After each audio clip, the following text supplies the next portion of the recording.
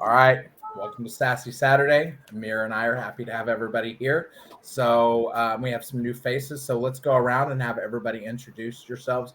Jesse, of course, is a staple on here on a regular basis. But Jesse, why don't you kick us off with introducing yourself to the audience?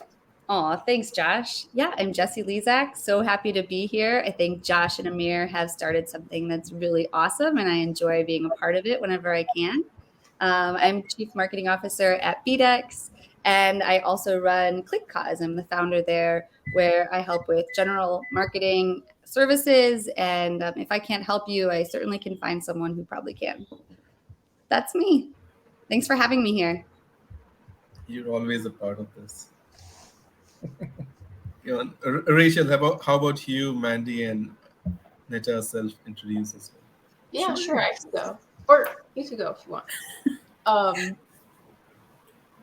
Okay, I'll go. Hi, folks. My name is Rachel. I'm a former educator and school admin, and now I work as a project manager at an ed tech company. And I am studying for my PMP, so that's a lot what I post about. And I actually did my second practice test this morning, and I passed again. So, yay! Thank you. That's what I was just doing right before this. So, making some great strides, and I'm happy to be here. So, nice to meet you. And I'm Mandy, and I'm a customer service supervisor, and I am a regular here on Sassy and loving it. So welcome to newbies that are joining us. And she's here local, and we still haven't met, so we need to meet sometime soon, Mandy. Yes, please. we gotta make this happen.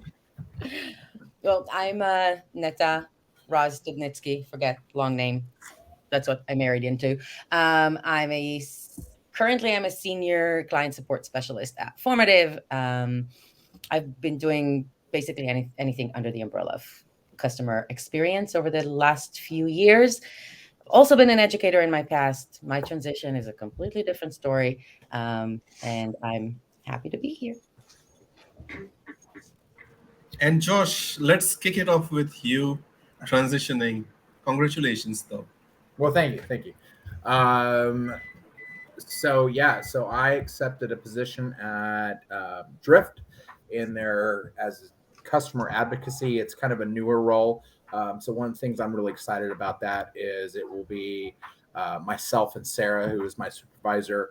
We're basically outlining the success, what success looks like in that role.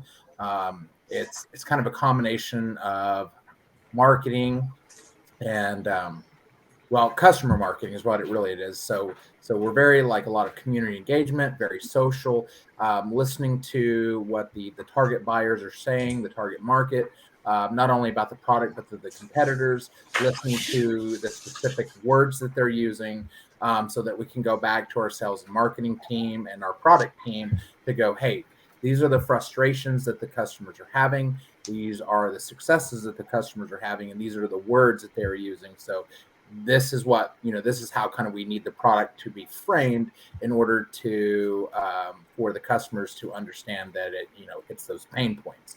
So, so that is kind of what I will be doing. So it's a cross between a lot of experimentation, creativity, and social engagement.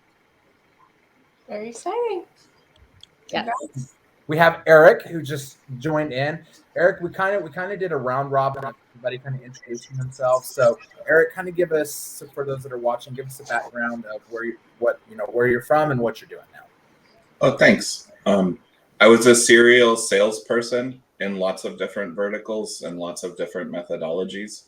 And then one day I kind of found my groove doing RevOps stuff in Salesforce before it was called RevOps. And now I'm a fractional CRO, consultant, builder of Salesforces, and goer to things like this. Goer to things like this. I love that, Eric.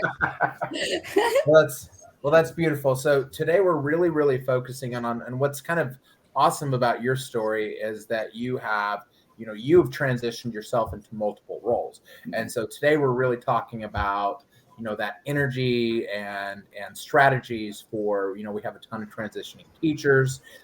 We have a lot of people that are career changers. So we're talking about kind of those strategies that will lead to success in transitioning into other roles and pivoting, rather than crying into the wind and almost, as Amira said, it's an echo chamber, and there's a lot of desperation out there. So With energy, did you mean buckets of energy or something? No, I knew you had a no, few. no buckets. No, there's Sure? a glass of energy. Buckets. I mean, are you sure? Absolutely sure, Josh. Yeah. Well, I mean, didn't you get enough buckets of energy in your transitioning journey? no. Well, and there was Amir's referring to a post that was made about buckets of energy. I never refer to posts. Too scared to. Well, okay. So one of the things that I have noticed is that there is, number one, it's they're getting on and they're going, man, I sent out my 500, application, it got rejected, or I went to my 17th interview and people, I just didn't make it. And everybody jumps on there and they're like, man, you know what? You're better than that. You don't need them. The opportunity is right around and you almost get this, I hate to say failure, but this not being successful becomes very you start to feel okay about it. It becomes normal. And so you're in this echo chamber of people that really can't advocate for you or help you in any way, just kind of patting you on the back and saying, Amir, it's fine. Don't worry about it. We know that you've been unsuccessful this entire time, but eventually and so there's not a, let's do something different. There's something broken in the system. And there's no leveling up.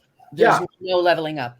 Right. And so nobody says, and you can actually see that the people who are leveling up, the people who are doing things differently, are actually the people who are landing these jobs and are making it in the transition or the pivot, because they did something different. And there's so many things that you can do different.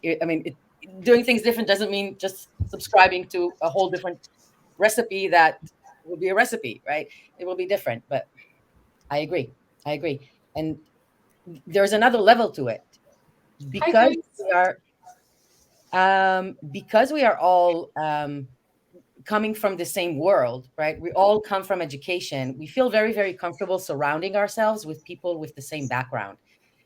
And while it's really nice to have, 5,000 followers on LinkedIn and 10,000 connections, if everyone in your group on LinkedIn is with the same background and is pretty much in the same place that you are, you're not advocating for yourself to the right audience.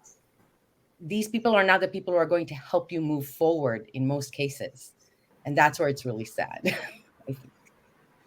Yeah, that just kind of makes me think of the message as the medium, and why it applies here so much is because if the medium is change and outcome, and these people, they need a particular outcome, it's not optional for them, right? So I don't fault them for almost anything as long as it's not unethical that they do in pursuit of it. In fact, I admire them for it. When I hear that person that's I did this 17 times or whatever, right? What I'm thinking is, if only you had the chance to speak to someone who could hire you, and if only you could speak to them through a channel that they're actually going to understand you and value your input on. And the truth of the matter is that if you self-select and let's say try to go in through the ATS, for example, regardless of how many boot camps about oh, you accidentally spaced the third line of your resume wrong, that's why you're not, that's not an approach. That's scratch off tickets. And you have to become more bold, because if you're at 0 trying to get to 1, then you stand to lose absolutely nothing by any technique that you make. You're not going to be less of a whatever it is you're trying to transition to by going bigger in your motions. And I just think that they come from a place of disempowerment, and then that disempowerment leads them to try to only see the most obvious vehicles for getting in the door. And I think that luckily in my experience, my life made me find ways into places I didn't belong and then make it work.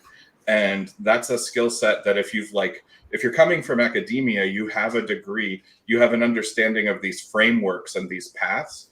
And it's kind of cruel because that's not what the rest of the world is like at all. Like, so you have to reimagine the places in which you're directing your efforts. That's just all it is. Like, there's no other way. Also, here's the thing, Eric. Many of these transitioning people are also know-it-alls. I don't mean to say that rudely, but everyone's a project manager, everyone's a CEO, everyone's a God knows, everyone can do marketing, everyone's a content marketer, everyone's a salesperson. You can't. You have to find your niche. And the worst are the project managers. I mean, Rachel knows all about. Rachel's a real one, by the way. She's been working hard to try and identify what project managers are there in her networks and connect with them. But just the thing you said, I'll let Rachel lead with this. Tell us a bit about your journey, Rachel. Yeah. Oh, sure. So I was fortunate that I was able to kind of get into a project role while I was still working in K-12 because I was an accreditation project manager and like a school ed tech implementation manager. And those were kind of like niches within the school that someone needed to fill because we didn't have an admin who was dedicated to these projects. And I worked for a small private school. So it's different when you're like at the district level, you have to apply to get those kinds of roles. I basically went from teaching straight into the roles that the head of school said, hey, we need you to do this. Like, we don't have anyone taking care of this. And I didn't even know what project management was. She was just like, we have this project, I need you to manage it. I was like, okay, whatever, sounds cool. But then as I got into it and I started studying project management, there were some free resources online that I was just curious about. I realized that the work that I was doing was actually project management. So, I was never like K-12 private schools, they're all kind of chaotic, at least in my experience. So no one just like, they give you a role, but they don't give you a title sometimes. So that's why I had so much confusion about what I did. But when I started applying to jobs outside and I was telling people about, the work I was doing, they were like, that sounds like a project manager. Maybe you need to reflect that in all the things that you're doing. Hello. So that kind of helped me get my first role, which was a contract role. And I really, I know not a lot of people can take contract roles because, there's no benefits, the pay is lower, you have to pay your own taxes, all that kind of stuff. But I think it's really great when you're transitioning. So, yeah. So Rachel, what made you realize that, teaching was different, from the classroom, and what you're doing as part of those implementation strategies were actually managing stuff? Yeah, so I think you're asking, why do I see a distinction between teaching functions and project manager functions? Is Yes. that?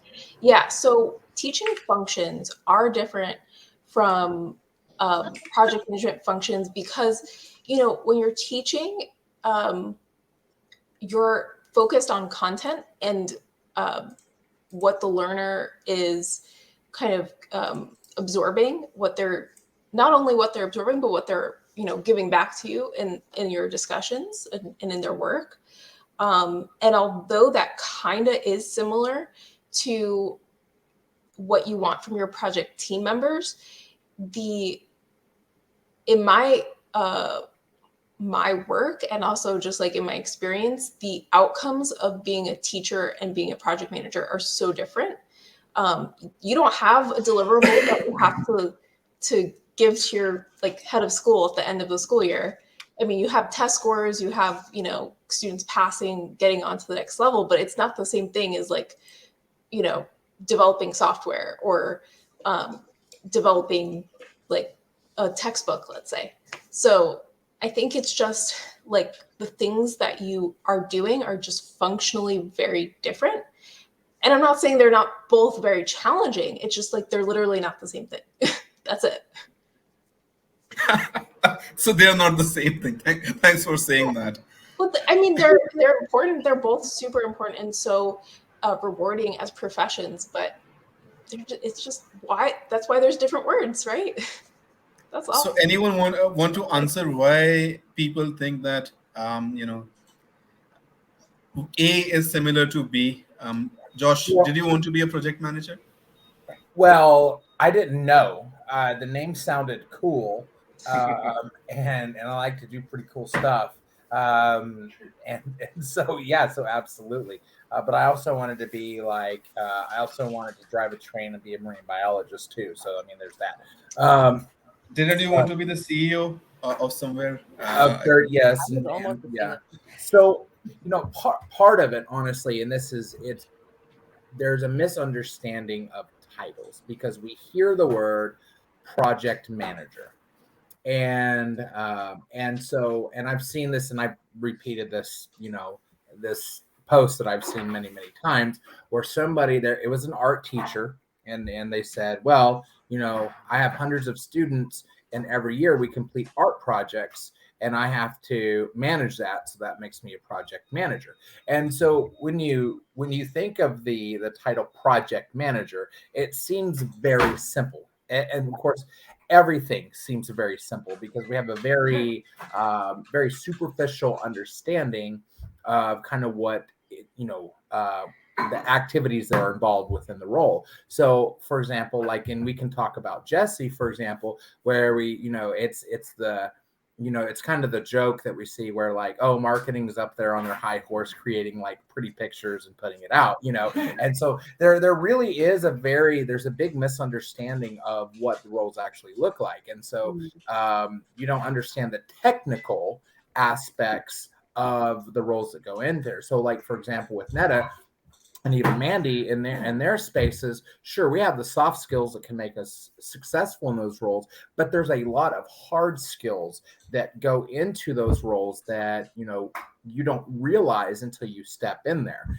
And so there's also this huge bandwagon going on, and whether it's good or whether it's bad, it's also that it's not very successful, which is, hey, I'm a teacher. I can do anything. I can be successful. And people don't understand all the stuff that teachers do. But you know what? I don't understand all the stuff that Eric does. I don't understand all the stuff that Mandy does. I don't understand all the stuff that Netta does. I don't understand. Nobody, unless you're in that role, understands what the day-to-day and the weekly stuff does. And even You with missed Jesse, me. Yeah, You what was talking about me. she's been Nobody understands you, Ami. in the internship for months now, and there are still things that I don't understand of what she does. I made the comment the other day because she has to go to all these meetings. And go, how do you get anything done when you are going to all these meetings every single it's you are so full of meetings. How do you get anything done? Because as soon as you start to work on something, another meeting. So I just changed my Calendly to only be available for Thursdays for outside world meetings outside of current projects.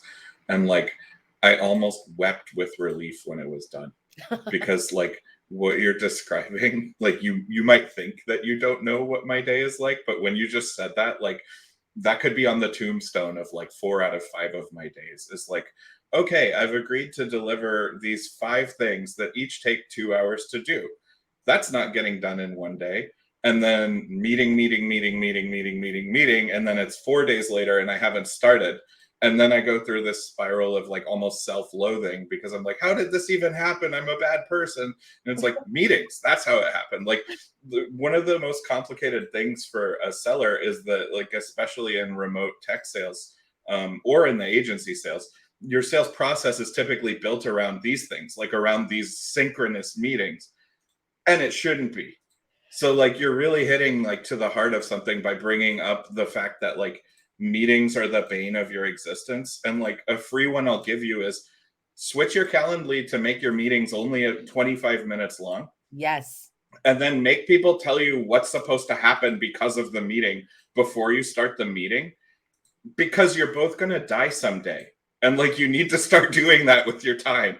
And like, meetings are honestly, like, if we put a dollar amount on like what they're costing the economy, like all of the stuff we like to fight about what should be economically, if we could just get paid for the meetings, what they really cost us, we would all be able to take like 12 weeks a year off. You know? I gotta give a shout out. I gotta give a shout out to my company though. I work for Formative.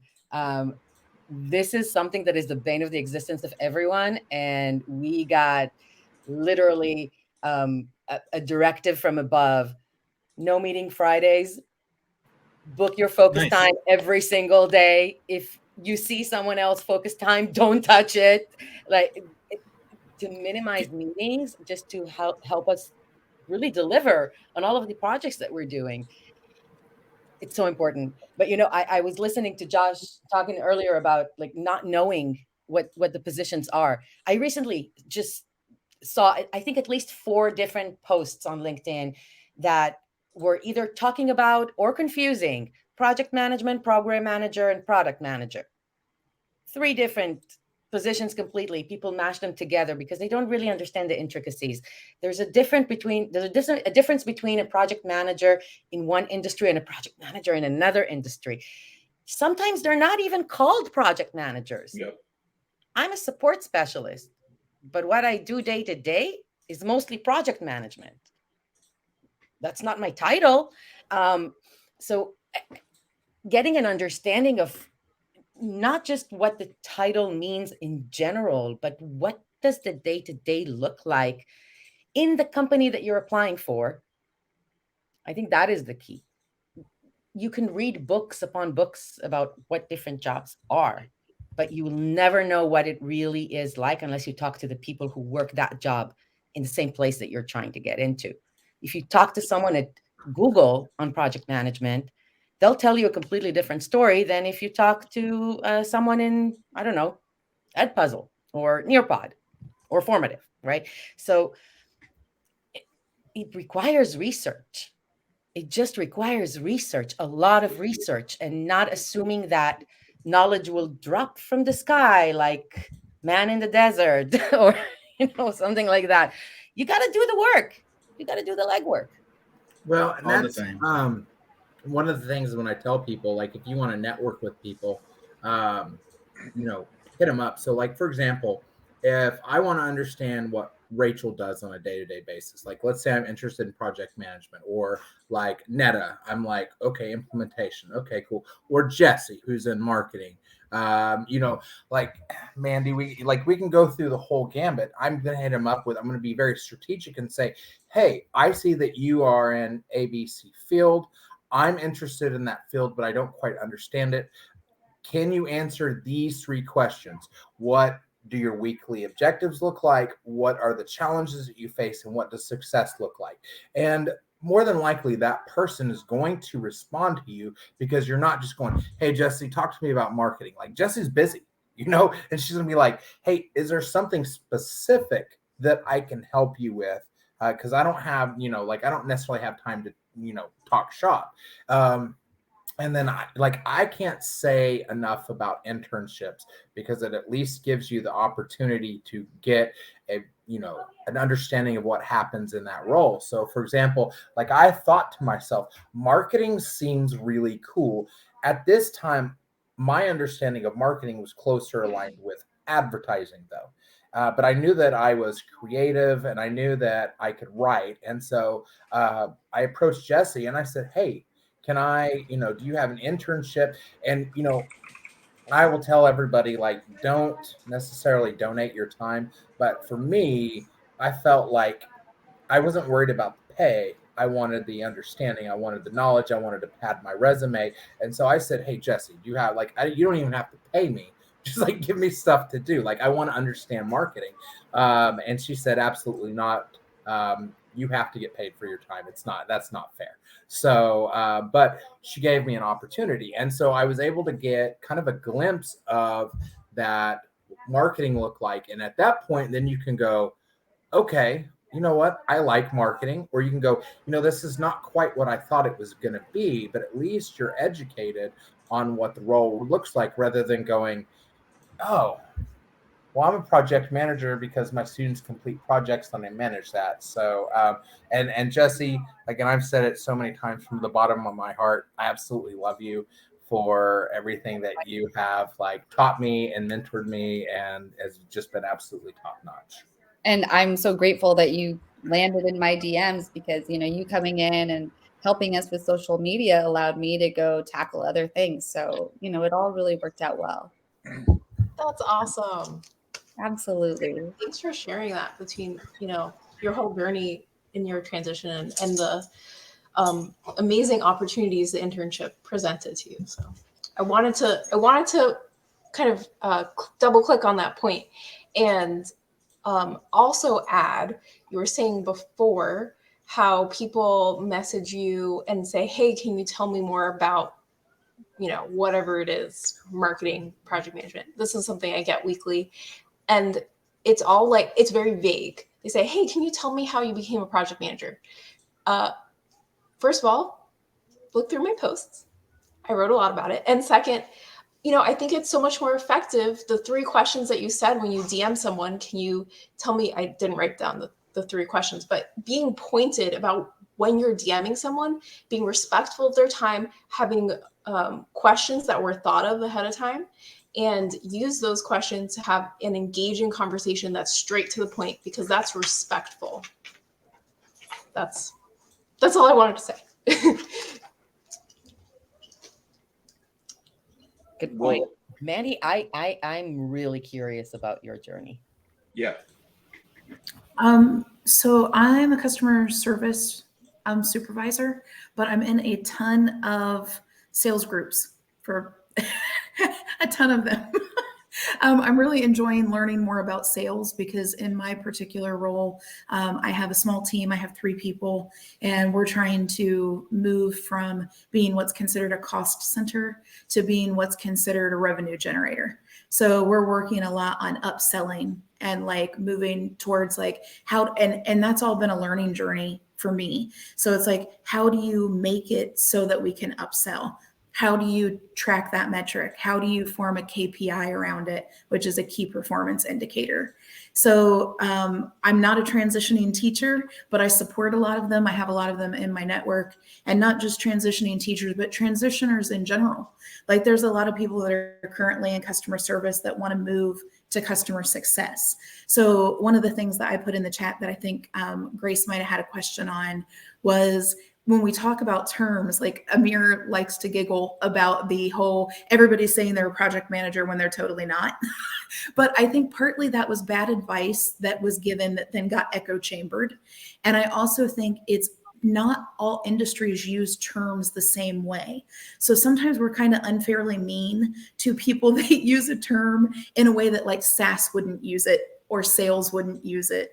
But if you're a teacher and you've managed a project, I can understand you using the term project manager in that industry in that way. But then when you come out to SaaS and you use that term to that group of people, there's going to be a lot of eye rolling, because that's not what project management is. It's not what they do. And so with customer service, it's kind of the same way. Customer service, often that term, there's customer service in almost every company. And a lot of that group has worked in call centers. So if you're talking about a virtual contact center, if you're talking about customer support, if you're talking about placing orders or following up with problems, that's that group of people. That's my people. But there are other groups of people like customer success. So when I first heard that term as a non-SaaS person, I really thought it was a new branding of customer service. I really thought that's what it was, because I feel like customer service, we get bored every so many years and we're let's switch it up. So are we an advocate? Are we customer service? Are we customer experience? Are we whatever, right? So when I first heard customer success, I thought it was a rebranding for customer service, and it's not. Customer success is very specific. It's very much a SaaS term, and they have certain things that they are trying to hit. So they're very much in retain, grow. What is your strategy for handing off So like sales does their job and they bring in the new customer. We transfer to customer success, and you're sometimes in charge of onboarding, sometimes not. Sometimes you're in charge of just retention so that you don't have churn with that customer group. Okay, cool. Sometimes you're in charge of the upsell and the growth part. So we've got you, we're retaining you, we're building relationships with you, and now we want to grow you. So can we add another thing to what you're buying from us? Can we grow what you're engaging in or keep you continually engaged in new parts of the sales platform?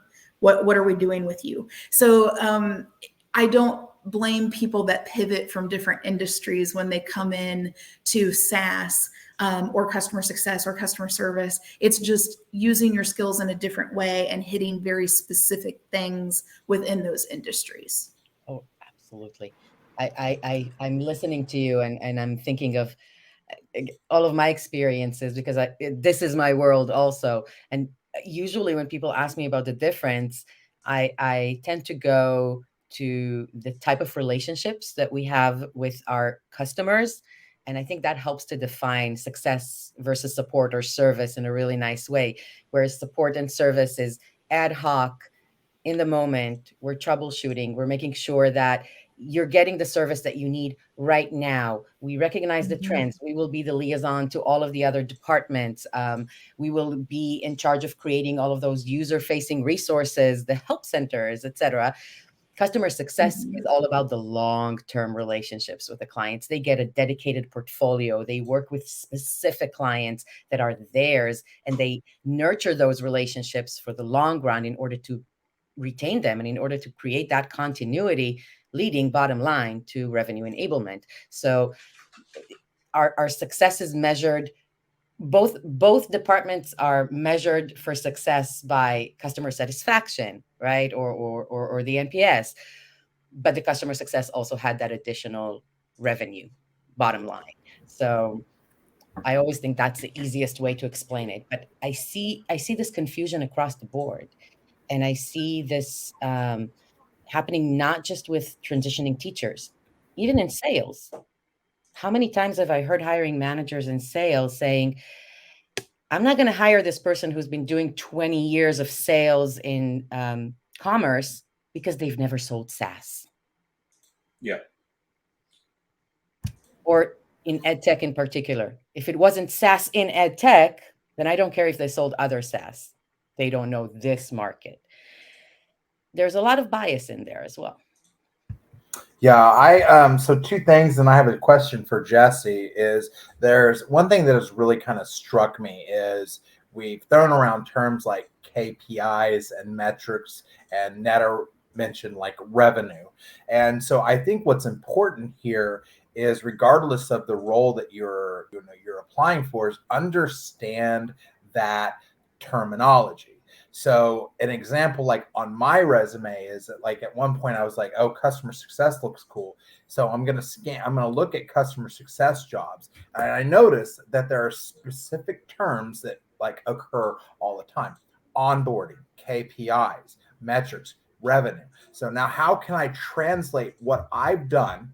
So I'm going to say, hey, I was a technology coach, or even if I worked with my students, where I onboarded them into new software and products to achieve, and I'm going to throw a metric in there. So I'm going to, and those metrics are so important. So like really, like you have to, if you are moving like from whether it's teaching into something else or sales to one aspect of sales or, into marketing, like at least understand the terminology so that you can paint that picture, because it's up to you. Everybody's like, oh, nobody's giving me a chance. You know what? You got to tell that story. You have to paint that picture on how you understand what you've done can translate to the current role. The other thing I will say is it's very, very important not to get stuck in an echo chamber of people that are similar to you. So you need people that, like, if I want to be in customer success,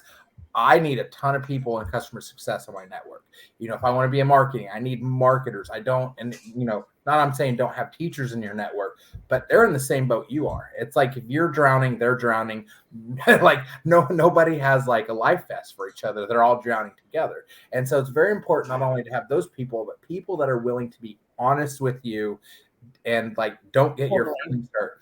And so like I have a very, very, very good network, and I've posted on this before. I go to Eric constantly to go, Eric, here's what I'm thinking. What are your thoughts? Because I know that Eric is going to be objective. He's not worried about whether he hurts my feelings necessarily. He's just going to say, John, here's what I mean. He's not going to be mean about it, but he's going to be honest about it. Be mean, Eric. Yeah, and here's what I think, and he's not emotionally invested into the decision or the thought, so he can really look at it objectively. Same thing with Jessie. I've got working with Jessie. There's been a couple times where she says, "Josh, hey, listen, you have to do this," and I go, and I'm not going to get my feelings hurt. I might go, I don't like the way she talked to me, but really they are doing it for your own good. Amir is another one. I've talked to Amir all the time, and he's like, and I'd made a comment that a mutual friend of ours, I go, man, he was kind of a jerk the way he responded to me. And Amir said, do you want the truth or do you want him to sugarcoat it for you? So, and I'm like, dang, that's a good point. I'm over here like whining about like I got my feelings hurt about it, and so it's very important to have those people that are very, very honest with you and willing to say something different than what you want to hear. And so I'll chime in about that. So Grace posted yesterday some harsh-ish truths about transitioning, but people don't seem to like those posts that are let's say actionable or truthful, right? Ann Lee's posts about these things all the time, and people just won't engage. But if you have a fluffy, motivating, go for it post, you got it post, there are thousands of people engaging, and that's what gets my goat every time. I mean, do you want people who will help you get to your next step, or do you just want to listen to that crowd who goes, yeah, you got this? So, and that's really important, right? The most important, you want to have the cheerleaders, but the cheerleaders are you can. The cheerleaders are have not going to win the game. That's the problem. No, you should have cheerleaders. For example, I've been cheering on Josh's journey. I really love my friends. Eric is doing really well. By the way, Eric's a big time Salesforce expert. If people don't know, that's one CRM. He does big time stuff with that. And I'm not even joking. He knows so many things, right? Here's the other gripe I have. People who title themselves self-styled experts and become know-it-alls, and then they start talking about things that they don't know about. Someone I saw, pulled up descriptions of what certain types of management were, and I'm like, I could pull up those descriptions every day, but if you not lived that descriptive thing through your job, or through a couple of years of work, it doesn't mean a thing. I mean, I can sit and argue on LinkedIn every day, but it means zero to me if I've not done that stuff. And if you've not done this stuff, it doesn't matter if it's on your resume or not. When you get to that interview, and that recruiter or hiring manager or interviewer is going to ask you for examples of how did you manifest a certain value or a certain skill or a certain attribute in your past, you'll freeze, or you'll give an answer that is completely off topic. So you got to be able to write to your own experience, draw from your real past experience. You can paint it in other words, but you cannot say you did something if you didn't. So there's this trend of people endorsing each other for something people haven't done or they don't know, which I find really weird. Or people giving out recommendations to people they hardly know on LinkedIn, and I just don't know what's that about, because it's a form of pitch slap. No, I didn't mean to interrupt you. I'm just saying, like, so people have gone and endorsed me in things that I've never met in my entire life, and this endorsement shows up. But do you know them? Is the question? For example, no, not at all. And then they pitch slap me in the DMs, and they're like, "Hey, I endorsed you for this thing," and it's like, But you not? Eric, you're different, right? You're already successful with Salesforce, and yours is mostly sales, right? Salespeople receive and give a lot of pitch slaps, frankly. But I'm talking about the crowd that wants to transition.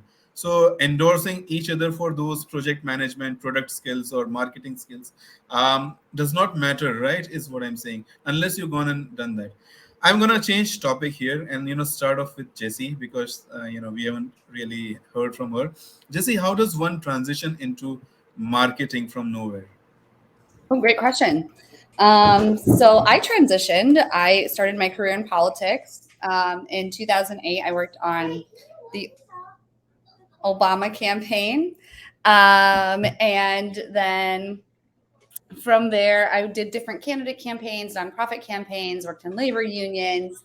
And my last marketing job, it was still kind of marketing because all of this is very much marketing. We were reaching out to mass audiences. It was definitely a different environment. But some of the last one was at a DA's office, and it was for a human trafficking campaign. And we were collecting data and sharing stats with the community to show, all of these little girls, unfortunately, were being sold and picked up for charges that normally you wouldn't see a 12-year-old girl get picked up for. So something's odd here. But we would make billboards and do different email campaigns, social media campaigns to raise awareness that human trafficking was not just something that happened internationally, but this was in Oakland, California at the time. So, we saw kids from all, and I say little girls, but it really was a majority of little girls who would be bought and sold right here in the US. So it was just really sick stuff. I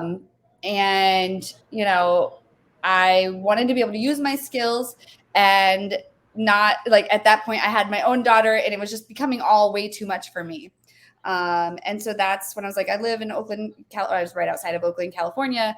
There's all these tech jobs here. And so I started to figure out how do I take these skills I have and transition them? What do these skills look like in another industry? Because I do have skills. I'm using stats. I'm using data. I'm using marketing,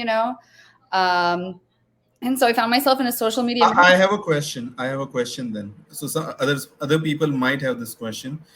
Did you know how to do any of these statistical stuff? Were you tech savvy before you started on your marketing journey? So absolutely. In the Obama campaign, I was also in grad school getting my master's in sociology, which is very quantitative heavy. So I actually was a teaching assistant in 400 level stats class where we would do social research methods. And so, I had that educational background, but then on the Obama campaign, we did some really awesome things with data. And I was working on data collection and I managed 17 paid canvassers who would go door to door with Palm Pilots and survey people essentially. And they'd bring their Palm Pilots back. We would sync them into the database. And we would just do that over and over again. I'd have to check the data for reliability. If someone knocked on 100 doors in an hour, that likely didn't happen. So, that sort of thing. But so I did a lot of the data stuff early on and always from a marketing perspective. I was much more siloed on the Obama campaign, really just in data. But of course, we were all on social media. So social media was always that constant thing for me. And so that's why when I applied, I just went on ZipRecruiter and I started doing one-click apply. And because I had a kid and it was hard to come home from work at the DA's office. And then I was also helping out some political campaigns on the side. And then I was trying to apply for jobs. So I loved ZipRecruiter because I could just upload my resume and I did one-click apply. And I got a call from a woman at Friend Media. She was a marketing director and she was looking for someone to run their social media. So it worked out really well for me because I had a little bit of that experience already. She saw that I'd used social media in a professional experience. But then so that was sort of my foot in the door with tech. And then as I grew, I was able to use some of those other skills. And now I work at a data company and I do marketing at a data company. So, the stars kind of align and you find what you're good at and you try to go after, those roles where you get to focus on what it is that you want. But it does come down to You have to study, you have to learn. So like Yes. when I transitioned, nobody taught me anything. I transitioned it. I've always done small startups essentially. The last one was owned by a larger company. So it's a little bit different, but you know, no one's going to teach you except yourself. So if you don't know, you need to Google it. And YouTube has all these awesome classes on there. And if you need to learn how to do something, teach yourself, because that's going to be much more impressive. But also, it's okay to say, I don't know. And I think that's a strength. And I've learned a lot by being able to say, I don't know. And I've made a lot of really great relationships by being able to say, I don't know. So I just really stress that a lot. And I think that's how I found my success, is that I've always tried to find my own information and knowledge to do what I do, but also being able to step back and hear what other people's thoughts and collect that as data too. Because qualitative data is something, you know, that can be even more valuable than a lot of the quantitative data. And by that, I mean conversations and, you know, hearing from people. So take it all in, step back. You know, you have to put your ego down a lot and allow yourself to change your mind. Ouch. Sometimes. Allow yourself to change your mind. Like I came in thinking, oh, this is how social media is ran, because I'd done politics and we primarily used Facebook and candidates would have a Twitter, but it was different. But yeah, am I cutting out a little bit? No. Oh, okay. I said ouch because many people won't like the ego bit and change the mind bit.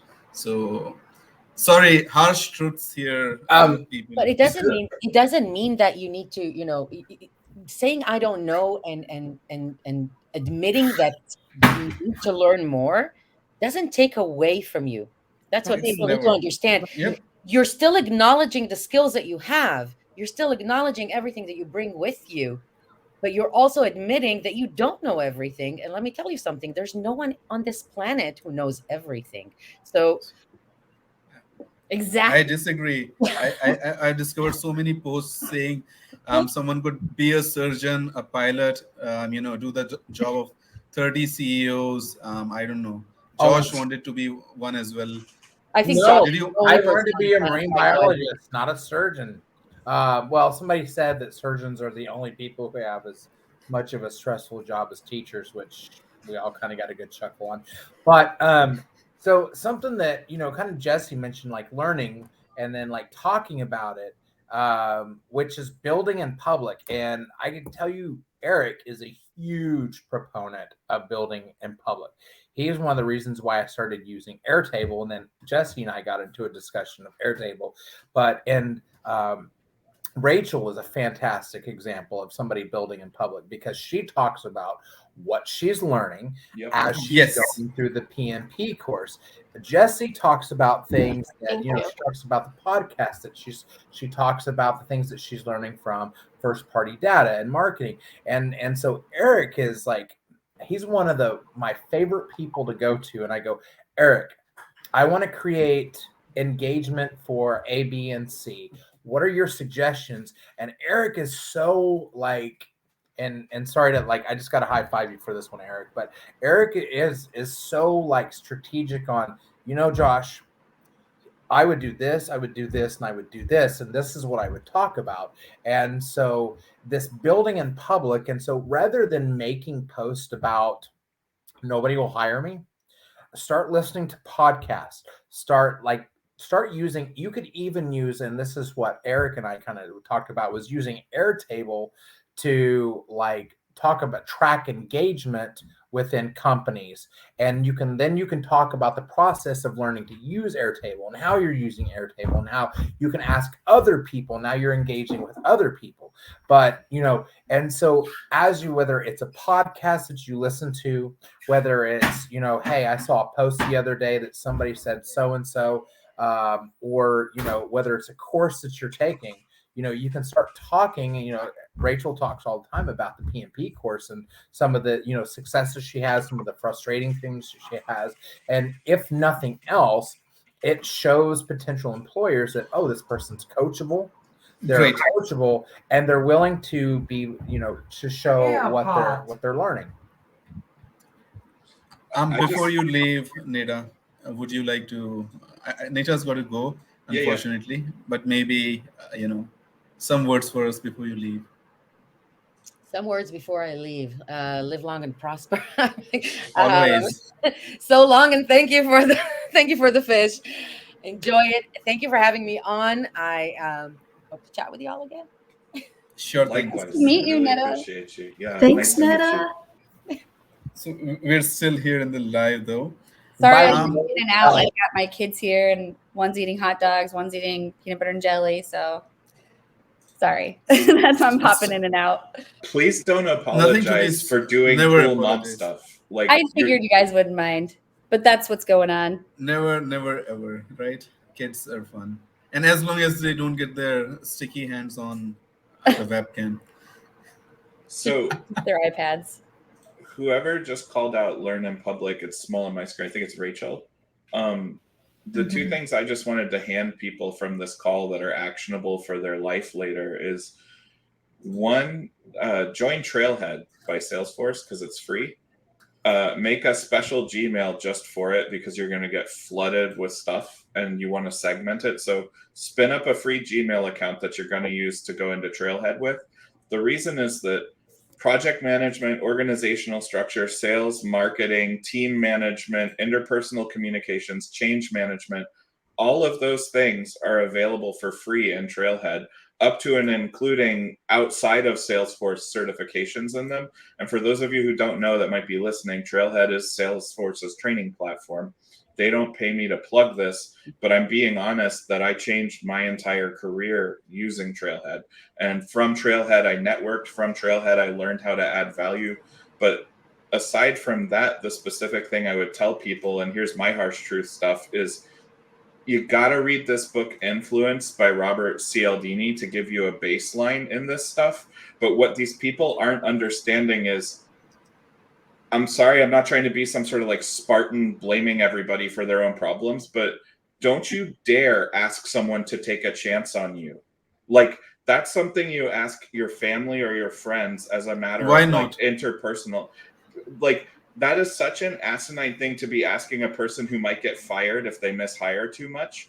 And you're sitting there going, take a chance on me. And they're thinking about their kids at home and their mortgage. Like, cool, take a chance on you. Like, gamble with my sense of security and safety. Like, that's such a dumb psychological frame to get anywhere trying to add value to a person. What you should instead do, if you really do have a sense somehow that like you feel that this person needs to take a chance on you, is you say to that person, if you hired me, what would your concerns be about my success?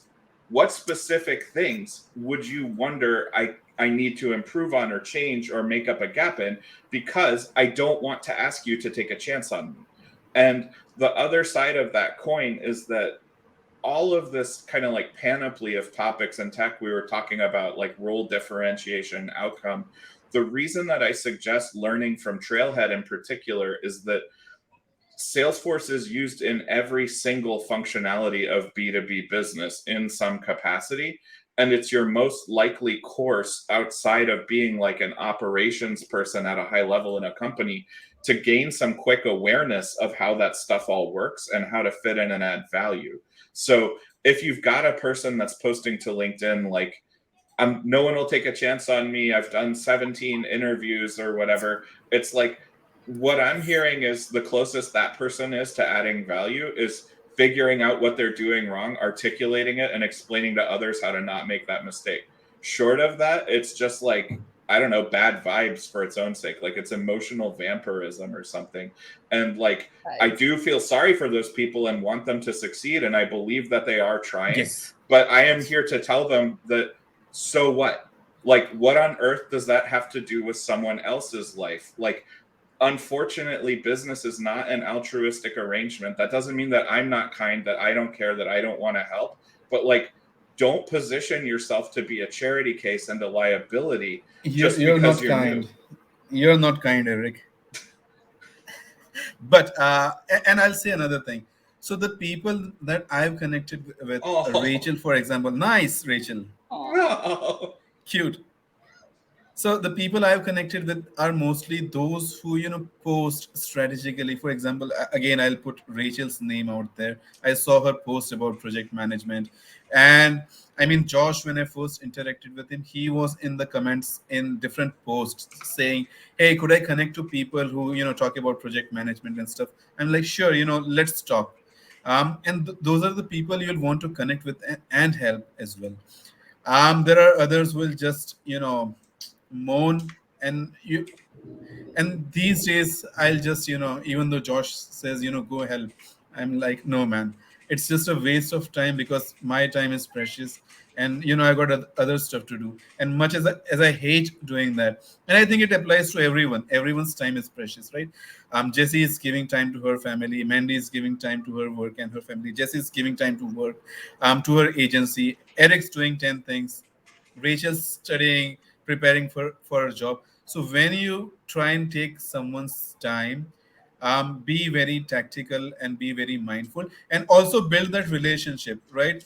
Don't think of people as, can I, hit on you for a job, or are you my, gateway to a job or something in sense. I'm not actually, so I'm not worried about that. But many people are, many CEOs, CROs, VPs, CMOs, get direct messages asking for jobs, and it's no fun for them, and they call that out too as well. So sorry, long rant. What's your dog's name? Boone. Nice. He's very needy. He's the best. Yeah. This is my normal, like, whenever I do Zoom calls, he makes an appearance. Which is fine, Rachel. That's life, not a big deal. Right. That's like when Amir brought his adorable kid on the GTM games, because Amir is secretly like a spy master of sales.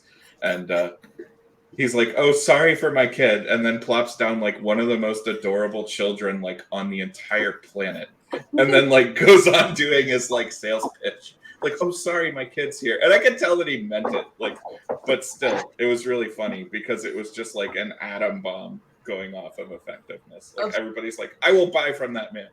You can tell that Amir is a really good dad too. Like, he doesn't get phased by it at all. Anytime he like welcomes his kids to come sit on his lap while he's talking to people. Oh. It's impressive. But that's the way to be, right? I mean, some people say professionalism. I mean, I like it too. I just get distracted sometimes. So, like, when my kids are by me, I'm like, I don't know. I have a hard time like focusing. I mean, that's a different thing, right? When you're focusing on work specifically, and data is time consuming. I know that because I've worked with dashboards and stuff before in my projects. And like when you're going through a huge Excel and tons of small details that you want to work with your solutions team or something for that dashboard, hey, I'll be with you in a bit or something. But otherwise, it's cool. So something that Jeff C had actually mentioned earlier, I thought was kind of interesting. And he said, he had applied to, multiple jobs. And then the one that he got was actually one that he didn't necessarily apply to. And this just kind of shows the power of networking. And so the networking doesn't necessarily guarantee you a job, but it gives you an opportunity. So if I have networked with Jessie, or whether it's Rachel or Mandy or Eric or Amir, and something comes open at the company that they're working at, then I can go, hey, Rachel, I noticed that this position is open and you and I have been chatting for a while. Would you mind doing a warm introduction to the hiring manager, or could you pass my resume on? And Rachel's going to go, yeah, Josh, dab me up. I got you. We're going to do this. And she's going to go talk to like her hiring manager and go, hey, I've got Josh that is like super cool. I think he'd be great in this role. Here's his resume. He's going to be applying for the job. And that will get you a lot more success than just like, let me just drop my my resume into 900 other places, which, by the way, if your resume says something like, I'm a hard worker, I'm creative, I thrive under pressure, well, congratulations. So does the other 200 people that applied for that same job. So you're not standing out for anything. Josh, on the point of resumes, I was going to point something out to you earlier. You mentioned that you were looking through, I can't remember, I think you said customer success job announcements, and you were skimming them for particular words. And actually, that was really genius of you. And a lot of the time, recruiters and hirers will like sort through resumes by looking for particular keywords and buzzwords. So it's important that like when you're looking to apply for a job, like pick out those keywords like you were saying you did and put them in your resume if you can, like if you've done those things. So I didn't say that earlier, but I wanted to point it out since you were mentioning it. And since you're now kind of going into content analysis anyway, it's like all kind of the same thing, right? Is skimming, picking out those keywords, those important things. That's all a really important skill, and you should definitely think that way. Think like a computer when you're creating your resume, and just think about those keywords. You'll notice them, and just make sure that you're using them, because obviously, if they're all putting them in there, that's what they're looking for. But does that apply only to people who just don't know about that job, right? So people applying to be a random CSM or to an account executive or something else, and if they just pick up keywords without having done the role, do they not then they might pass the ATS initially, but Yep. will they not get caught out during the hiring phase? Hey, Sarah. Well, let's hope they do if they don't have the skills, right? So I'm not saying that anyone should go put anything on their resume that they haven't done. But if there are keywords that you're seeing come up, and you have a way that you can use them and be honest about your skills with them, then I think you should. So if I'm applying for a job and it says they're looking for channel marketing, then I'm going to make sure I show channel marketing and something I've done with channel marketing in my resume, for example. But that's very specific though, Jesse. I'm just conversing here, right? Channel marketing or even content marketing is different to copywriting. Well, he was talking about customer success. Was it, Josh, that you did that for? Yes. So Yeah. the advice I see is that people just pick out words from those job roles listed and put them in their resume, and it might work to get past the ATS. Well, it honestly, it goes back to understanding if you'd actually be really good in the role or not, if you even understand the role. So, like, for example, if Jesse's talking about content marketing or even channel marketing, and so I'm looking at this job description, then I should at least, if I don't understand the terminology that's being used, I need to go and learn that. I need to go Google that stuff. So, for example, when Jesse and I were talking about creating your job description, right? And so then you have to really analyze what are the responsibilities of this role, like, and really break it down. And so, like, I mentioned customer success because it's kind of the easier one to relate back to, where they're going to have all content marketing, whether community engagement, social media managers, customer success. Like, you can go through whatever role it is. They're all going to have, the terminology is going to be very similar in all of them. There's going to be specific words, specific objectives you're supposed to meet. And if you don't understand those objectives, how can you even say I would be good at this? Which was, when I approached Jesse, it was, I don't know if I'd be good at this, but I'm a writing teacher. And so Jesse, and God bless her, she was like, well, I know at least I won't have to correct Josh's grammar. So we'll get him in here.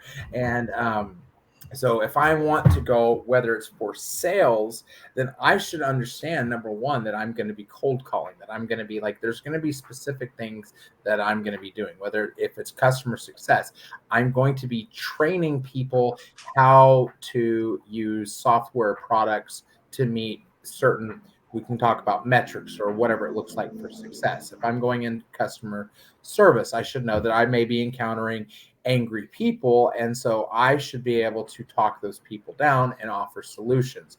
If and so you can go through the gambit, but yeah, it's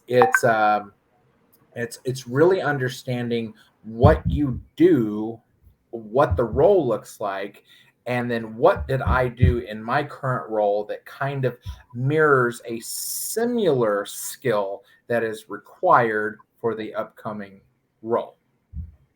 Do you mind if I quickly pitch something based on your journey, Josh? Because I think it might be helpful. You went into a role that was a novel role in the organization, right? Like the one that you're going into, they built, right? Yeah, it's a brand new role, and they realized that there was a need for this area that didn't quite fit in any other area, and so this is what they're building out. It's new in the company. So in my mind, strategically, when we're talking about that hypothetical person on LinkedIn who's changing careers, whatever it is they're doing, and they're having trouble getting into a defined role that they've been told is a point of entry into a career, like strategically, they're basically trying to take the most high traffic outcome and compete against this very large crowd of people, right? But the reality is that I'm not saying it's always a good idea, for example, but just as a strategy to break through that noise, if you think about a person who's having those problems, finding a role that is new and then having a dialogue with that person hiring, with that employer, that goes something like, let's just, no, go ahead. Oh no. But basically saying like, let's discover together what success can look like. Here's my vision, align with their vision. And then there's a mutual sense that you're both taking a chance on a new thing. So you don't have to shop that to anybody and they don't have to shop it to you. Like you're both agreeing to take a gamble together. Now, the problem with this advice is it's mathematically an outlier compared to the population, right? Like the majority of opportunities aren't going to be net new types of roles. But the point would still be, do some homework about the company and look and see if they are hiring for a new type or line of business in their organization or a new activity, and then align your newness to the industry with that. That's my instinct in this conversation. That's such a great point, Eric. And to that, I would also like to add one more thing, Josh, and maybe this is a question for you. Why are people not willing to take up an entry-level role in SaaS, for example, if you've been an educator for 5, 10, or 15 years? Because you still got to learn something new, right?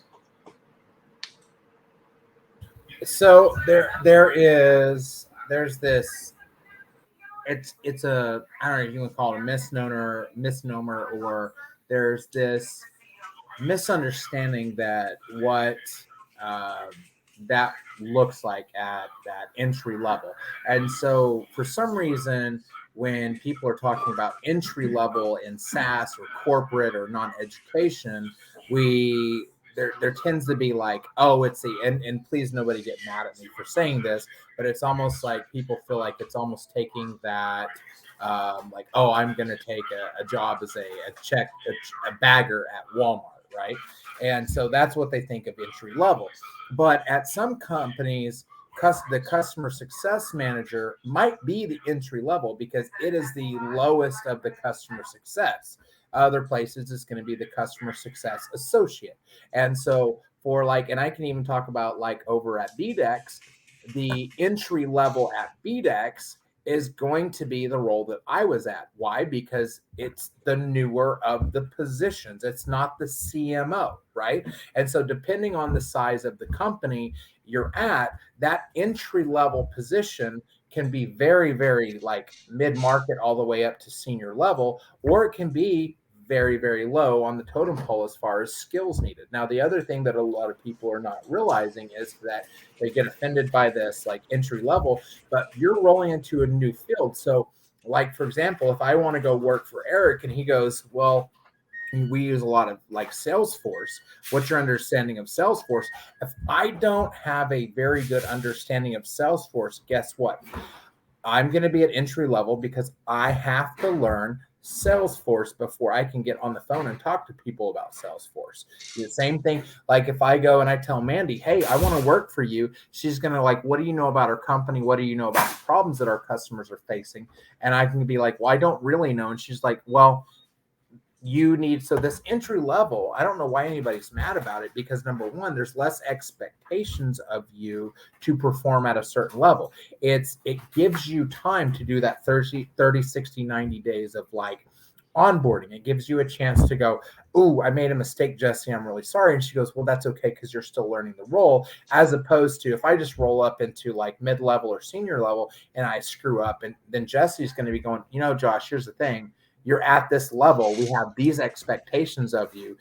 These are not the mistakes that you should be making." So there's a lot more pressure when you get to that higher level. So like, number one, make it easy on yourself. Number two, the pay in education is kind of crazy. And so that's what everybody thinks. Oh, entry level, I'm gonna make $18 an hour. Well, listen, 16 years in education with a graduate degree, my salary is $43K. So I could go work for Target and it would be a salary increase. So that's the other. But then you have other educators that are making $100,000, depending on where they live. Of course, their cost of living is extremely high. So and here the last thing I'll kind of talk on this is that I don't understand why there is such an adversity towards this from teachers. Because here's the thing, and I'll use this example. Let's say Amir, he has a PhD in biology, right? He's like super biology guru, right? I mean, couldn't you have made me an astrophysicist or something? Okay, let's say, yeah. Okay, so Amir he's a PhD in astrophysiology, right? And Carl Sagan comes to him to ask him questions because he doesn't understand, right? And so Amir runs this year-long science camp for kids. So he's used to working with kids. So here he is. He's very highly educated. He's used to working with kids. He's used to creating lessons and stuff. If you said, "Amir, we're going to put you at tier 20, we call it step 20 because of your experience working with kids and your knowledge," teachers would lose their, excuse my language, they would lose their shit. They would go, no, that's not right. I've been in this for a long time. He's just coming into this career. He needs to start at step 0. But those same teachers then want to turn around and go, "Well, that's not fair for me to start at step 0. I'm highly educated. So like you like so." But this what do you mean? I'm a physicist. Yeah, well, you're an astrophysicist. So this is like what blows my mind is it's like we would not want anybody to come in, no matter what their experience, no matter what background they have, further than entry level, but we want to turn around and demand people give us preferential treatment sometimes. And so that is the irony of the situation. Sarah, what will you say to that? I agree. I think part of it is that the way that, a couple things. One, the way that salary is set up.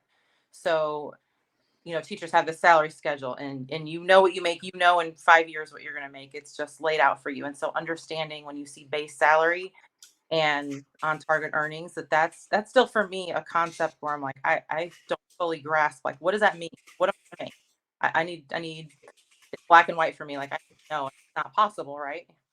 And so not really understanding that, and hearing like if an SDR role starts at 45, then they're like, well, that's less, that they don't understand. And part of that's just trying to think that they can just jump into a new field and not be entry level and not really doing the research, and understanding what that looks like.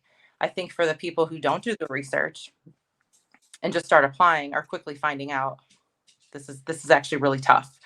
And you do have some work to do. And so I don't know, I feel like there's one, just because the two fields are set up so different, and not truly understanding that. I'll be honest, at the beginning, that's what I thought too, because I didn't know any different I'm somebody who really likes to research and I want to understand and learn. And so I took some time to kind of just like hear what everybody was saying. And I mean, it didn't take long to figure that out, right? You read a job description and you can figure that out, right? But I don't know that people are all doing that.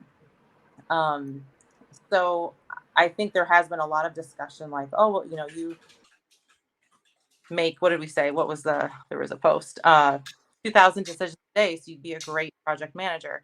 And so they get some misinformation about how their skills could potentially transfer. And so they just think they can jump into that. Actually terrifies me though. Like I hear entry level and I'm like, give me that so that I want to learn, but also like it makes me excited. I want to prove myself. Like give that to me, please, because I don't know, trying to jump to something above that scares me. How do you do that if you didn't start out understanding what everybody else does? So Well, Amir, Sarah, that's a great point as well.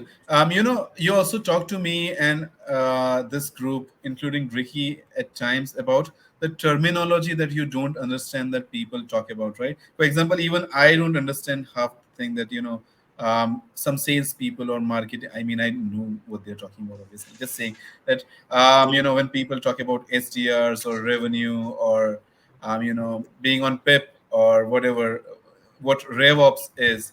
So all that terminology, right, is not immediately familiar, and you might not even relate to that when jumping in from another job for maybe 3 months, 6 months, who knows.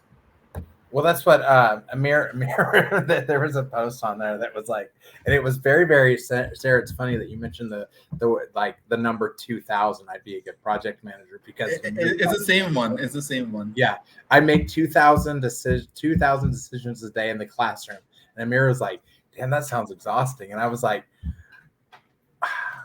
"I don't, I get up in the morning and I'm like, what should I have for breakfast?" So, that's like, Jesus. Oh.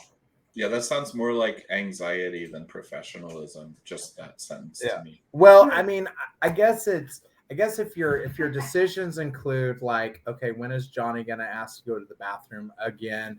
Okay, what assignments do I need to pass out? Okay, what grade? So like, I think we can go through the gambit of the average person through their day probably has a ton of decisions they go through that are very trivial. Everything from like, should I turn off at this stoplight here to like, should I run by? I'm going to date myself. What movies do I want to go and pick up from Blockbuster this Friday? So, but yeah, that was Go on, Sarah. Sarah, you were saying something. I just remember too. Grace had a really great post this week about project management. And I said, and I messaged her too, because I said, this is what I've been, and I've talked to you about this. Like, I love, of course, like as a counselor, I love the fluff, if you will, or like motivation. And like, that's how I operate. Right. But I also want someone to be realistic with me and tell me what I'm going to do this. Like I have a family, of course. Right. So if I'm going to move into a risky field, because there's a lot more risk involved with that, I want to know the good, the bad, the ugly, all of it. So I see a lot of that. I see all of the great things, like how to stay through like cold calls. I want the ugly though. And so I loved her post about project managers. This is really, I think maybe she private messaged that, but like a description of what I have to do. And I was like, holy shit, like, oh my gosh, like this is crazy. And so I love that. And I'm like, I am desperate for that piece of it, I guess, too. Like I want someone to tell me, like, this is a big deal to me. Like I've been in my career for 15 years, so to switch, I need like the ugly of it, And I know that it's simple. People aren't providing that is the problem, right? And the few who are being ignored in favor of the fluff. I mean, I like motivation, but it has to be actionable. If you can help someone and then motivate them to get something. For example, these guys at this company called Drift approached me and said, what do you think of Josh? And I was like, Josh who? This LinkedIn guy? He's pretty annoying. Do you really want him on there? And they were like, sure, man, he's interviewing with us. And I'm like, well, yeah. Big Amir was like, what? He's already out of prison? Oh man, that was fast. But yeah, that's, that's friends talking. But yes, I would always support Jesse, for example, or Sarah, or Mandy, or Eric. I mean, obviously, Jesse, Mandy, Eric are not transitioning, but in whatever they do, I'll be, happy to cheer them on in what they do. And likewise with some other people, from the educator community or other people who are transitioning or in the spaces, but that's actionable. I'll tell them, hey, this is what you might need to do. You just all don't need to go for ed tech, right? There are a billion other fields. You could do something else. Someone could do data analysis, someone could do this or that, and that's where the advice will come from, not from like that echo chamber. Let's go. Well, that's, number one, I've had way more success outside of ed tech than I did. And I think, and some of the opportunities were like a lot more exciting to take a part of, take in part of, rather in outside of ed tech rather than inside ed tech, because there's a lot of companies inside ed tech that are very larger, more corporate. And so like I had, like, for example, working with Jesse, I had such a fantastic time because there was, it was startup. There was a lot more expectations there. It was, and as she would say, you are flying the plane while you're building it. So like, if you really want to understand a field and you're one of those people that likes to do multiple things, then go work for a startup, as opposed to, if I want something that's very, very narrowly defined, I still want to work in the education space. I want somewhere basically that I could probably work until I retire and kind of slowly move up, go work for Pearson, So there's a lot of different areas. And one of the biggest problems, honestly, I'll say, for example, like, and I can talk about Eric in this. Eric is a brilliant person. And if you want to learn about Salesforce and being strategic, and Jesse's the same way about like creating like your own future and starting your own, like, your brand and your business. They're not necessarily the loudest people on LinkedIn. They're consistent on LinkedIn. They're providing a lot of value on LinkedIn, and they're they're consistent, but they're not like loud out there and like using all these punctuation marks and bolded letters. Someone gave a very funny analogy that the shrillest person on LinkedIn are the first being picked up for jobs. Is that true? Yeah, well, that's the problem, is that the people that are the loudest are and I'm just saying, from those that are within the transitioning community, those that are typically the loudest are the least successful. And as opposed to, and this is why I mentioned like Eric and Jesse and Mandy Post too, they are very, very, very successful, but they are kind of like, they're in their own area, but they're not screaming and yelling and making think what to do. And so you have to look at who you're following and listening to. Like in a fight. Yeah. And yeah. And so like, yeah, so that's the biggest problem, is you got this number one, you got this echo chamber of like people that are not going to be able to advocate for you, and they're yelling and they're screaming and they do advocate for you. But yeah, they do advocate for you, but it's just not, I mean, getting 5,000 followers or 10,000 just doesn't matter when not.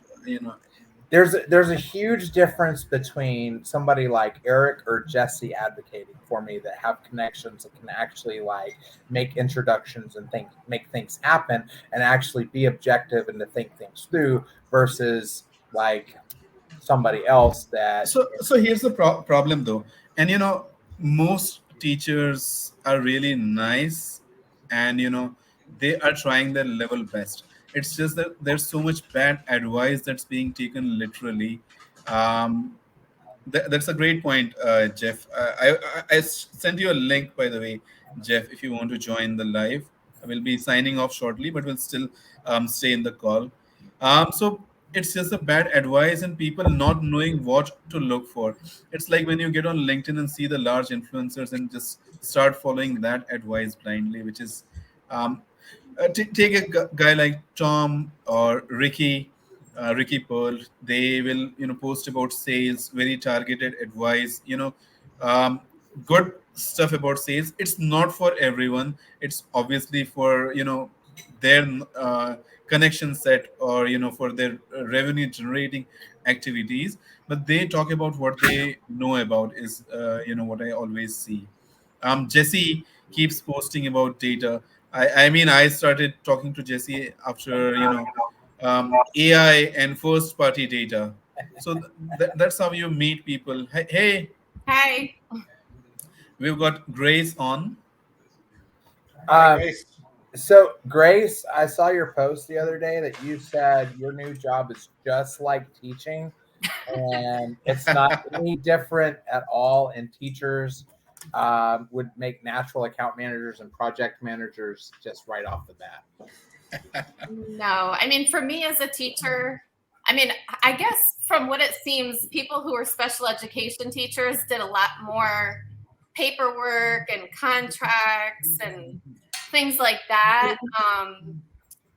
I, as an English teacher, didn't really handle that as much. So I don't know. We had some good discussion. I don't know if people were upset or what, but from my experience as a teacher, it doesn't remind me anything of teaching at all. Yes, and that's the thing, Grace, right? I saw that a few people will randomly, I mean, that was the first time I, stepped in and posted an unpopular opinion that half these people don't even know what they are talking about.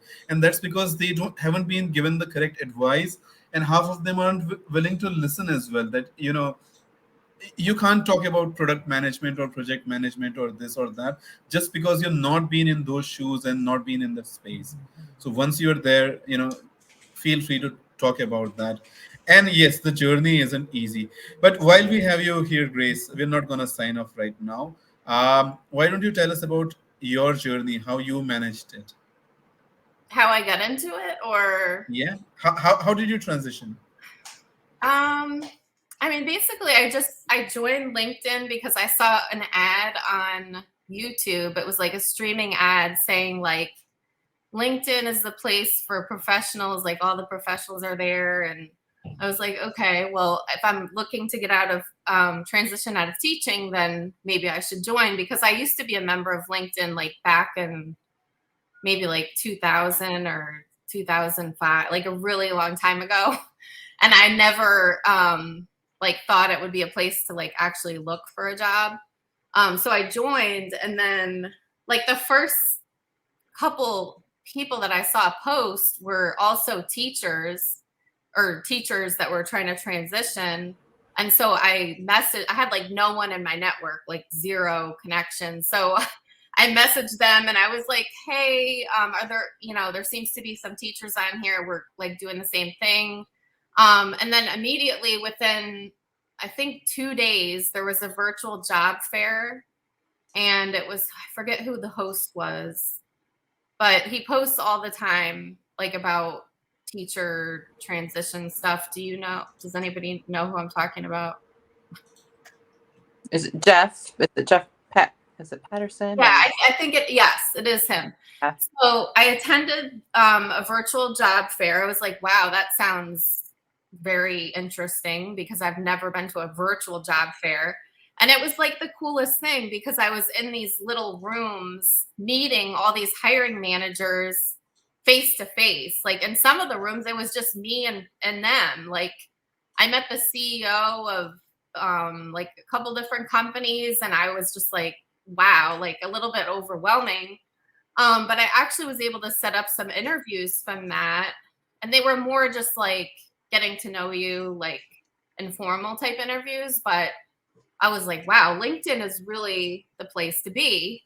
And so then like all the people that I met at the job fair, I added as connections, and they all told me like, add me as a connection. Like, even if you don't work at my company, like I would love to keep in touch or whatever. So I was like, okay, that's pretty cool. So I started building my network and getting more and more and more connections. And then it just exploded from there very quickly. And actually, my company, I was contacted by a recruiter on LinkedIn, and she reached out to me. And I was at work that day, and I was like, just not on LinkedIn that day at all, because I was so busy teaching. And I actually like clicked on her message, because I got a lot of messages like from just random, like financial services and stuff that I'm not interested in. So I had clicked on it real quick, and I saw that it was a healthcare, something to do with healthcare. And I was like, well, she must have messaged me by accident. And I deleted her message. And then she reached out to me again and she said, "Hi, Grace, are you interested? I just wanted to see if maybe you'd be interested in this." And I was like, "Wait, can you send me the job description again?" And it turns out that my company it's a healthcare company. It's a huge, huge healthcare staffing industry. And that's why I was like, "Oh, this doesn't apply to me." But then they also have another division that's education. And that's why they had reached out to me. So, I was just like, wow, I can't believe I almost missed this opportunity because I deleted her message. But I had I had like an informal interview with the recruiter. They call that a spin call. I don't know. It's like in the recruiting industry, I guess, or at least at my company, that's what they call it, just kind of getting to know you. And then I had one interview with my boss, just me and her. And then immediately I was hired. Like, just That's awesome. Sorry, that was a long-winded story, but Not at all. I mean, it was very quick. So how different is your current role from what you do in the classroom? I mean, it is complete like night and day. But I will say that it has really helped me. My teaching experience has really helped me in this role because what I do is I reach out to school systems, school districts, and I'm in charge of like partnering with school districts to help them with their staffing. So because I'm was a teacher, like I have that kind of like, I know about education, I know about their pain points, I know about the struggles that they are facing, especially when it comes to staffing. So I know firsthand like what their problems are. Like not to brag, but like they haven't hung up on me at all. Like they would like to talk to me because I'm one of the few people that can probably help them. So in that regard, my teaching experience has helped me. Hey, do brag. That's not bragging. That's results. There's a big difference. So it does help. It does help if you get into a job where your background, like you have some background knowledge on that subject or that problem. That's going to help you a lot in the role. Hey, Jeff. Good to have you on. Hey, Amir. Good to be here. So what about your journey, Jeff, while you were talking about transitioning? How was it and how did you get into your new job? It felt like a long journey because I probably seriously started back in December. And at first I floundered because I didn't focus on a role or even an industry. And that made it challenging because I thought for a while I wanted to do talent acquisition because it fit with things I was doing as an assistant principal. But the more and more I thought about it and the more I was working with students and parents and community members, the customer success role just made the most sense. And, it's funny, Julie Rader and I are both from Wisconsin, and I think probably a number of you know who Julie is. And we're both from Wisconsin. We connected pretty early on. And when Julie decided she was going to kick in the door, she decided she was going to kick in the door, but I'm not her personality. And, her approach was so unique. And I was trying to figure out, how do I do this? And so the transferable skills videos really was where I was trying to create the message. Look, I know I have skills and I know I can do a good job of explaining how the skill set I have aligns to this role. But I've heard a lot of great stuff today about, hey, making sure that you're aware of the industry that you're in because so much can differ, industry to industry. So even though it may be customer success and even the role that I ended up accepting, it's transition success manager because my new company, Aviante Staffing Software, they have 200 legacy customers who they have to transition to their new software. And they have had a ton of support tickets, so many that they can't actually provide support. So they created this role. I was the first hire. And so I'm going to learn a lot about the staffing software and HR industry. Jeff, when do you start? The 31st. Of the June? No, May. Oh man, that's quick. So Drift was super cool. They said, hey Josh, you can either start May 30th, or if you want a couple weeks vacation, then you can start June 13th. And I was like, okay, I'm gonna start June 13th, because I'm in that kind of that similar situation you are, where it's gonna be Sarah and I are like really defining that role. So what I like about it is you're going to be allowed to make a lot of mistakes and go, yeah, that didn't work. Let's try something different. And nobody's SaaS isn't stable, my friend. Don't make mistakes. Just saying. I took a 2-week vacation before I started my role too. It was like Nice. the best thing. I got most of my laundry done. It's definitely needed. I feel like just like decompress after you just ended another journey. Sure. So as a non-educated, here's what I see.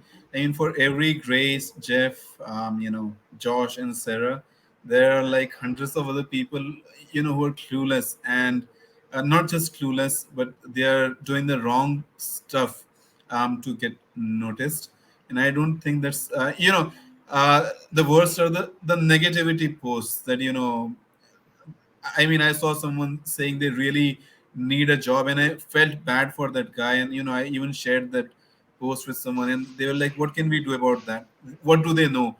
And as Eric said earlier in this call today, they don't care. Companies won't care, right? How can you help the company generate revenue at the end of the day? That's what's going to matter. I mean, and no one wants to hear the harsh truths as well. It's sad. Well, and that's like nobody, you have, and I made this post today, yesterday, you have to create nobody will give you an opportunity. Great. Now here's a chance to create your own opportunity. And so like for me, which, thankfully there are enough people out there that like people that are a little bit different, like I am. So and I knew that Will and William weren't ready to hire somebody that had no experience at all in the industry, but I still was like, I know that they like creative.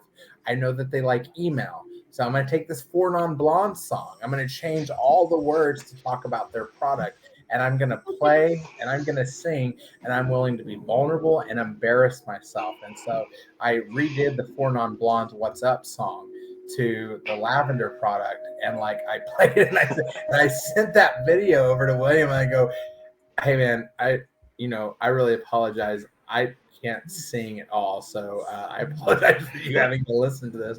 But I did a poem too. Roses are red, violets are blue, using lavender for cold outreach email can help you, and then I made this. So anyway, but it was, that's been the everybody's a little bit different. And Jeff, I'm glad that you mentioned Julie Rader, because we talk all the time, and I'm like a big one on LinkedIn.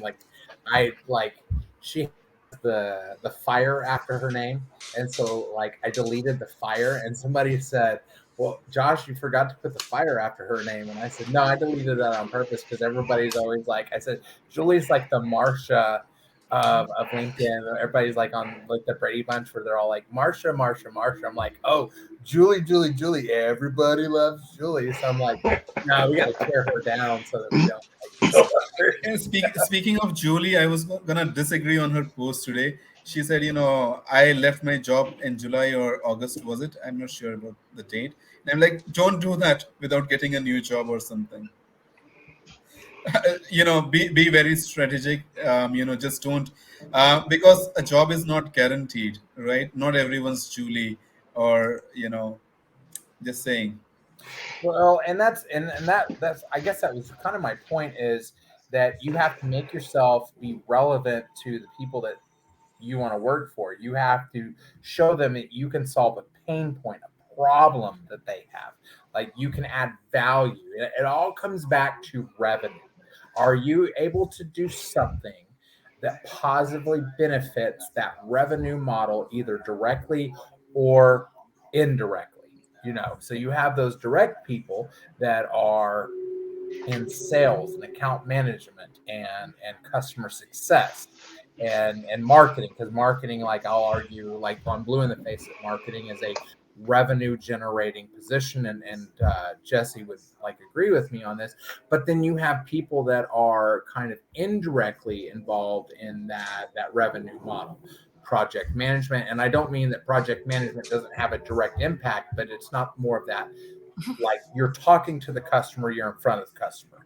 So you have certain aspects such as like product management, customer advocacy, and different areas like that, that are not necessarily directly involved.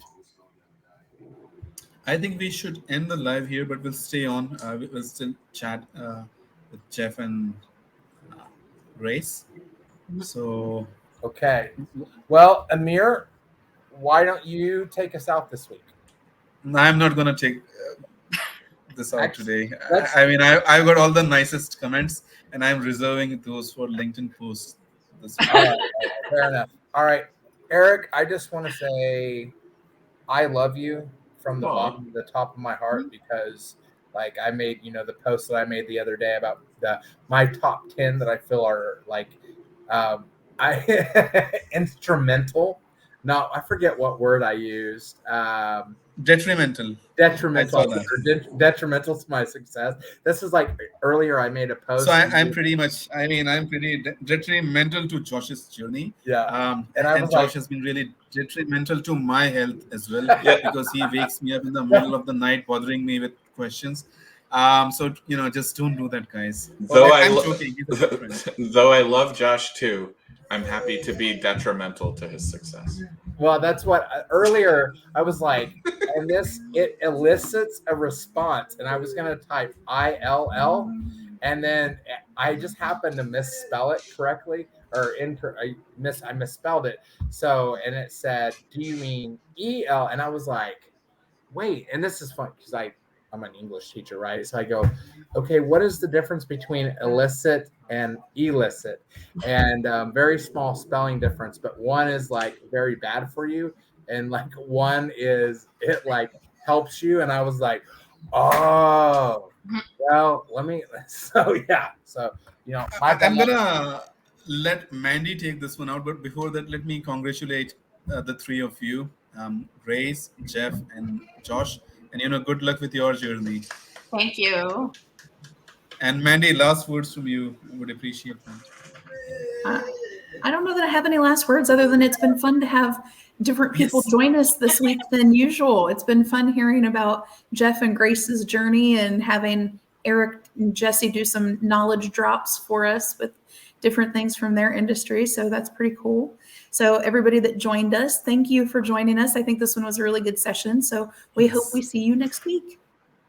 I will still stay on after the live, but thanks for inviting me. Yep. Bye, Grace. Bye.